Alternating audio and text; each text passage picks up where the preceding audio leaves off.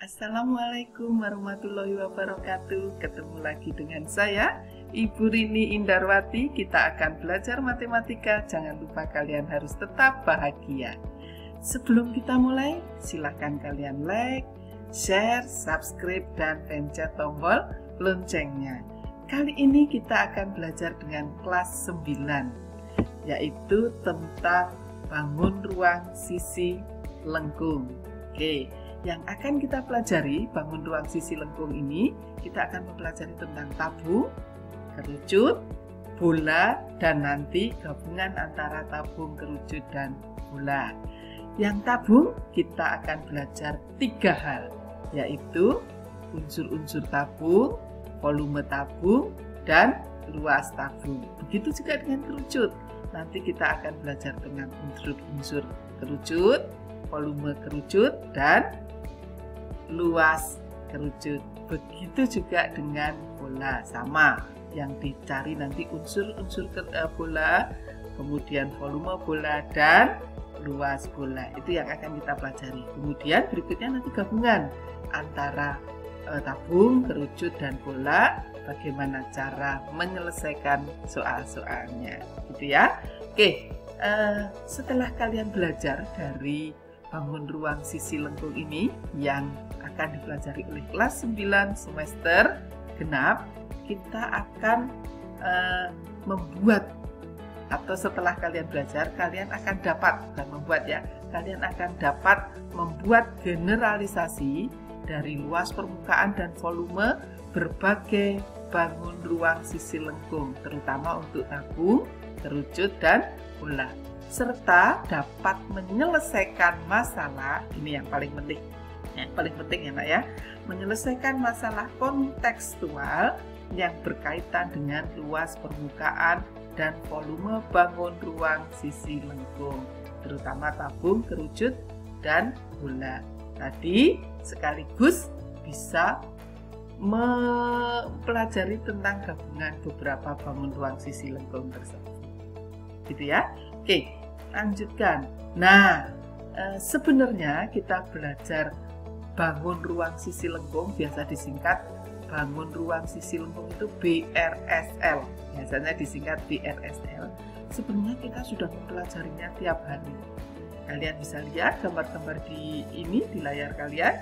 Ada ini kongguan, ini tabung juga ya, iya. Kemudian ini ada kaleng susu juga tabung. Kemudian ini ada kaleng minuman, ya kan? Ini ada kaleng minuman, itu juga tabung juga. Nah, kalian biasanya di kehidupan sehari-hari menggunakan ini, tapi nggak tahu berapa sih volumenya, gimana sih cari volumenya, berapa sih luas sisinya kalau saya mau membuat tabung gitu. Itu juga di kerucut juga sama, banyak sekali. Bisa kon es krim itu ya, tempat es krim, kemudian ini tanda rambu lalu lintas, kemudian caping Pak Tani, kemudian topi badut itu ya, topi ulang tahun, kemudian tumpeng, dan lain-lain. Apalagi bola, banyak banget, ada bola basket, bola voli, bola sampai globe juga ada. Nah, ini semuanya sudah kita lakukan di kehidupan sehari-hari, kita gunakan di kehidupan sehari-hari. Tapi akan lebih jelas lagi kalau sudah tahu volumenya, cara mencari volumenya seperti apa, cara mencari luasnya seperti apa, akan lebih gampang lagi. Oke, dalam mempelajari tabung, Bu Rini akan bagi menjadi 3 video. Jadi video yang pertama dan kedua kita akan mempelajari tentang unsur-unsur tabung dulu, kemudian cara menemukan rumus volume tabung, baru nanti itu video pertama dan kedua, baru video yang ketiga itu tentang cara menggunakan rumus volume tabung untuk mencari atau menyelesaikan soal-soalnya, gitu ya. Oke, kita mulai dari unsur-unsur tabung.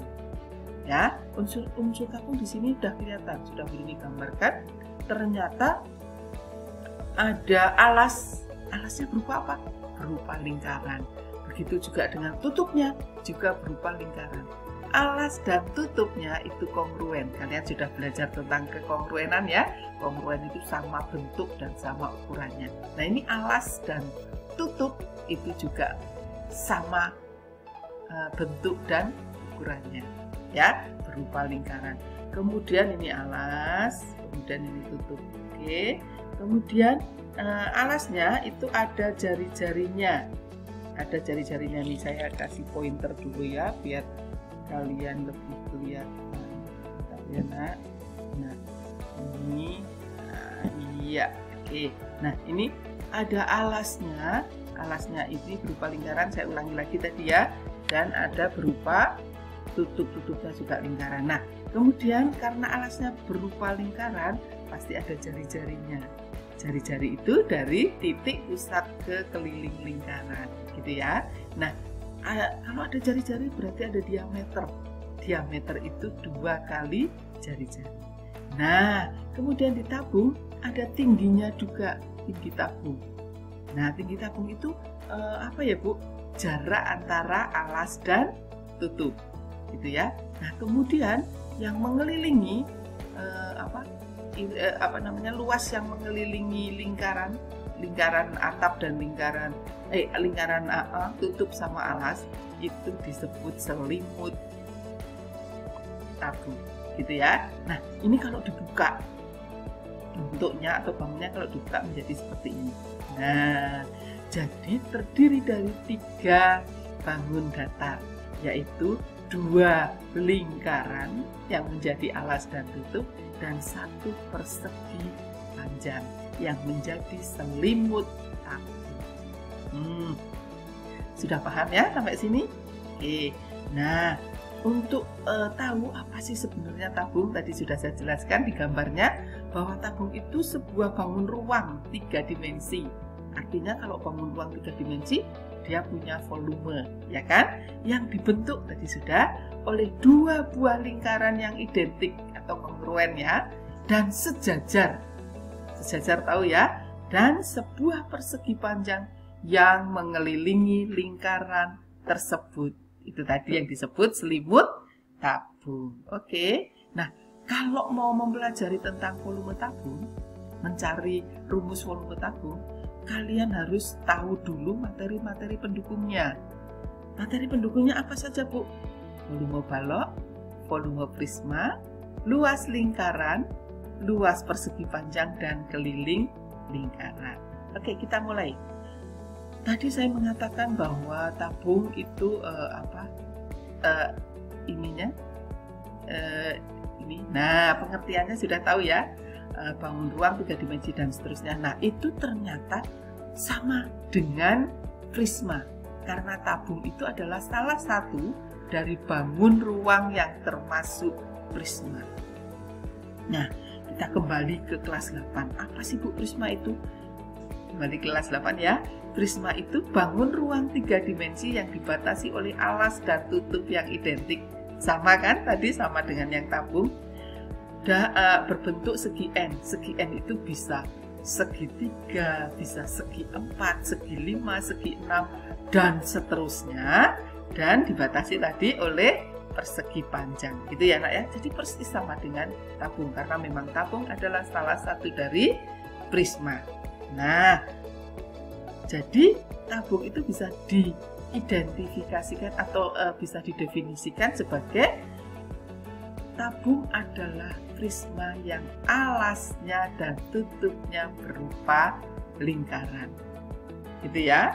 Yang alas dan tutupnya berupa lingkaran. Tadi sudah saya katakan prisma itu ada segi 3, segi 4, segi 6, segi dan seterusnya sampai segi N tak hingga. N-nya itu tak hingga, jadi segi tak hingga. Sehingga dia alas dan tutupnya berupa lingkaran, maka itulah yang disebut tabung. Wah, kayaknya muter-muter deh. Yuk, kita kembali ke prisma lagi. Tadi saya katakan ada prisma segi 3, ada prisma segi 4, ada prisma segi 5. Maksudnya prisma segitiga gimana Bu? Prisma segitiga itu artinya prisma yang alasnya berupa segitiga. Prisma segi 5, prisma yang alasnya berupa segi 5. Gitu ya nak ya. Balok alasnya berupa segi 4 yang terutama yang persegi panjang. Jadi alasnya berbentuk persegi panjang. Nah, sedangkan tabung berarti prisma yang alasnya berbentuk lingkaran. Nah, untuk mengetahui volumenya saya akan mencari dulu volume balok. Kita kembali ke SD. Nah, nih saya punya balok. Nah, di sini baloknya ini panjangnya ada 5 satuan kubus, ya. Ada 5 satuan kubus. Ada satu kubus itu 1 kali 1 kali 1. Nah, ini panjangnya ada 5 satuan kubus. Lebarnya ada 3 satuan kubus dan tingginya ada 4 satuan kubus. Maka volumenya kalau dihitung nih dengan manual 1, 2, 3, 4 dan seterusnya, ternyata ada 60 kubus satuan. Jadi ada 60. Nah, 60 itu diperoleh dari mana? Dari 5 kubus satuan tadi dikalikan 3 kubus satuan dikalikan 4 kubus satuan. Jadi ada 60. Kalau begitu volume balok itu panjang kali lebar kali tinggi ya, Bu? Betul. Panjang kali lebar kali tinggi. Oke, maka saya singkat menjadi P kali L kali T. Jadi volume balok itu P kali L kali T. Nah, tadi balok adalah salah satu dari prisma. Gitu ya. Nih, jadi volume balok itu P kali L kali T. P kali L itu kan ternyata luas alasnya. Nih, luas alasnya ya. Ini panjang kali lebar itu kan luas alas. Berarti luas alas kali tinggi. Jadi kalau begitu volume prisma bisa disimpulkan menjadi apa, Bu? Menjadi luas alas prisma kali tinggi prisma. Oke, kalau begitu volume prisma bisa saya singkat menjadi L alas, artinya luas alas kali tinggi. Wah, sampai di sini sudah tahu tentang volume prisma. Gitu ya. Nah, padahal tabung itu adalah salah satu bangun ruang yang termasuk prisma. Sehingga mencari volume tabung sama dengan mencari volume prisma, yaitu luas alas kali tinggi. Nah, padahal luas alasnya apa? Berupa apa? Lingkaran, Bu. Berarti volume tabung adalah luas lingkaran kali tinggi. Ini enak ya. Nah, tapi kita harus cari luas lingkaran dulu. Untuk mencari luas lingkaran kita kembali lagi ke kelas 8 atau mungkin pas SD. Tetapi ini akan saya bahas di video yang kedua. Jadi video pertama sampai di sini dulu. Terima kasih. Wassalamualaikum warahmatullahi wabarakatuh.